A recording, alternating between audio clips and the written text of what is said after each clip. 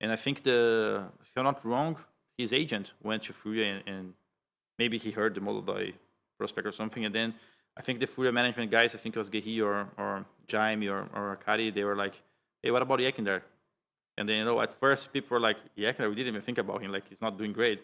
And then Jaime said, you guys need to talk to him. Like, how can you know? Like, go to a Google Meet call, talk to him, check the ideas, and then you can judge. And then we did a meeting call.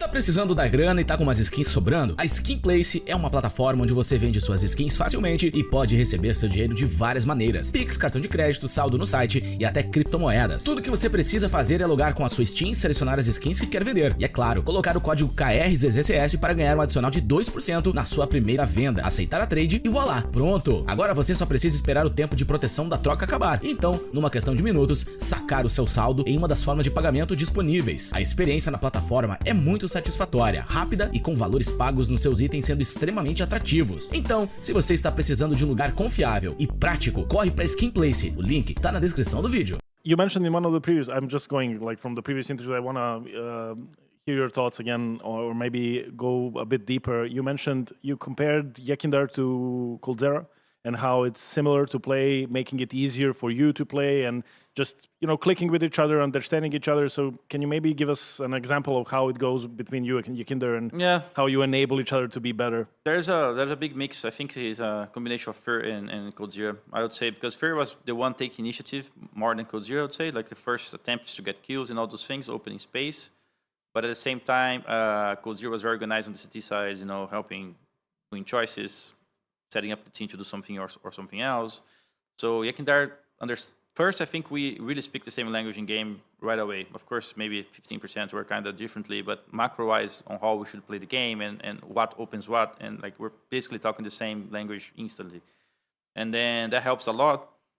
And then the fact that personality-wise as well, he's the bad cop on the team, which helps a lot as well, because I'm kind of the good cop and I'm still leading by example and I'm trying all those things, working hard. And Yekindar is like, bro, if you don't do that, we're going to have problems, like that kind of thing. So when he has to go harsh, he can go harsh. So it does help a lot to have someone like that. Does that work with only Molodoi or even with Furia and Xerato? It works with everyone, including me. Really? He has his own way, and that's it. It doesn't matter who's on the other side. He doesn't take anything for granted. It's good because he has a champion mindset. You need someone like that in the team to be bringing that vibe. Everything has to be taken serious.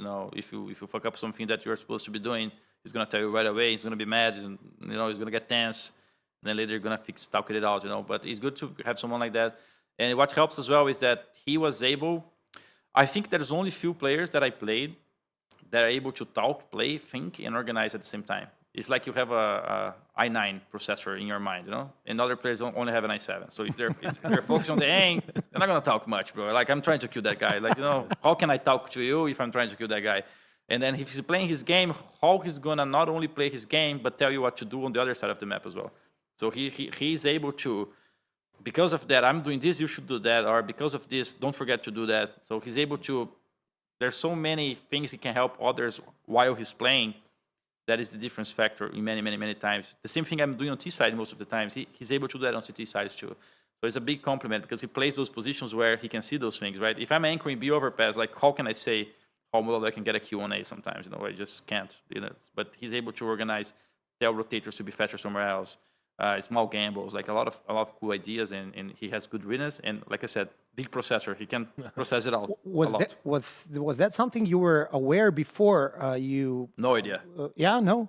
You're never gonna know that with any player before you play with them. It's impossible. Let me rephrase then, because I think we asked Xerato the same question. We could understand why Molodoi. He's a prospect. He's young. No one thought about him. He destroyed you in practice and whatnot. But how did Yekindar got into the conversation? Because his last 2 years, was it 2? Did I exaggerate? I think. Was it 2 in Liquid and such? Let's be honest, it wasn't good. So how did you start talking about Yekindar, and afterwards you actually discovered that he's such a great guy on so many levels? Yeah, so when we decided to go for Molodoi, we had a problem with the team we had Yuri Cassiato in schools. And I think, of course, they have played different roles over their careers. But schools in Yuri mainly, they're very passive players overall. Like their approach to the game is more into, I don't want to die, then I want to kill, which is fine. It's just a balance that players have in different heights. it's like a FIFA card. Yeah. You know, you put Yekindar card, aggression, probably 85 plus, you know. You put some other players, 35, 40, you know, It's fine. but they're good in other stuff. Yeah. So we had a problem that is we're taking away Shallow. Shallow was very good teammate in terms of being this guy who has to go first. No problems you're gonna trade me, the round's gonna win, it's fine for me. And then if we're gonna have schools Yuri and Cassiato, then who is gonna be that guy?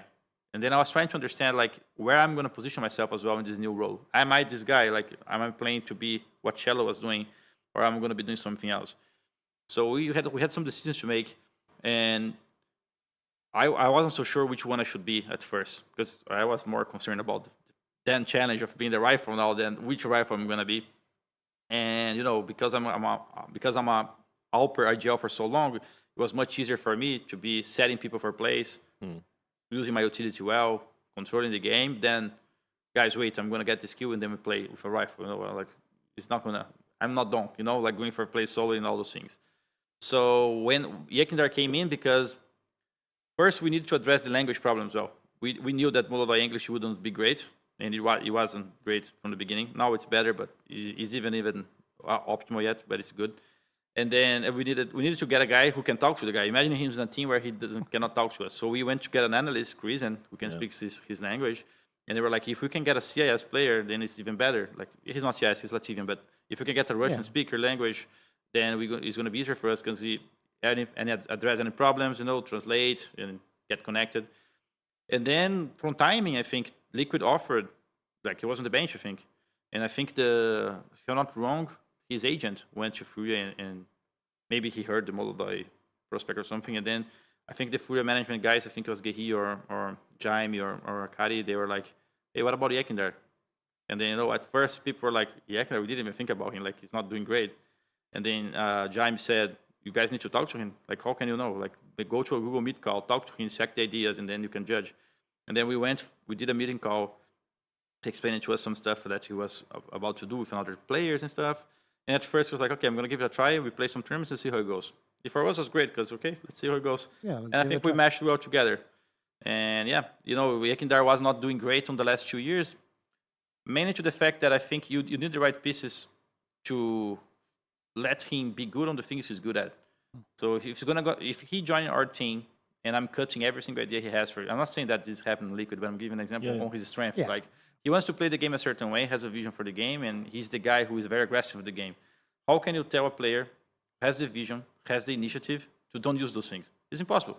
Yeah. Right? So if you're not using that into your advantage, it's not going to be good for you. You're killing the confidence. You're killing everything. Like he doesn't want to play passive like all time. Like and if he doesn't use his vision, he's going to be using your vision. It might be good because he's complaining as well. You know, like if your visions are completely wrong and he's having the right visions, how are you going to deal with that?